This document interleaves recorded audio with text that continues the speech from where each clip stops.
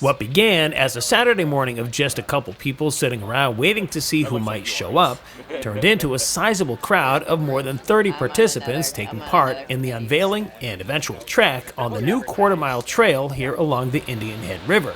While the crowd size may have been a surprise, it was certainly a pleasant one. I think it just shows you the amount of interest in this area that people have with not just trails and hiking, but also protected open space and how much they care about the areas around them. But more than just the opening of a new trail, this was a project that was 7 years in the making. This collaboration between the Wildlands Trust, based in Plymouth, the North and South Rivers Watershed Association out of Norwell, the towns of Pembroke, Hanson, and Hanover, and the Plymouth County Commission was designed to clean up and improve trails in the area. The centerpiece of their efforts was on display the morning that we were there, and the new trail received its blessing from the presiding council chief of the Mattakeeset Tribal Indian Nation. So many of the trails or lanes or streams around here are terms that could be offensive to him and to members of the Mattakeeset Tribe. So to have him in the tribe name it after such and dedicate it to members of his family, of his community, it's really special. We thought that the best way to have signage that really highlighted the indigenous history was to reach out to the local tribe, and Dr. Larry Fisher is the chief Sachem of the Mattakeeset Tribe, and he put together the content for the interpretive signs that are on the trail loop.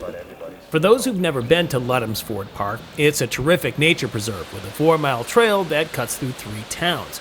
Visitors can decide which trail to take by picking which side of this bridge they want to park on. Like so many bridges in Massachusetts that span a waterway, oftentimes the overpass lands directly on a town line. In this case, half in Pembroke, the other half in Hanover. But when people come to Ludham's Ford Park, they tend to stay on this side of the road where the Indian Head Reservoir is, because that's where the trails are. But now with the opening of the new Mattakeeset Trail, people can actually cross the street to continue their nature hikes. Any time that we can connect open space to make a broader network of trails and nature is a win-win. Not only for the people being able to recreate in many different directions for many different purposes, but also the interconnection of open space and forest and wetlands for nature. It's a win for the people and it's a win for the environment and the ecosystems. Those ecosystems were on full display as the walk continued along Chapman's Landing Trail with stops to observe the birds, as well as this new lookout made by local timber framer Bob Meter, giving everyone a spectacular view of the North River.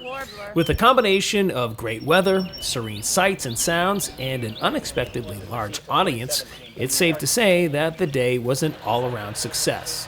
This is just a great example of how a bunch of organizations can work together to promote recreation in this area and help people have a safe and really captivating experience when they're outdoors, because I think, and in a very well guided experience. People with the trail markings, it's a little harder to get lost. So if people have a positive experience, they'll be more likely to go back home, and when there's potential land conservation projects out there, they will be more likely to support them.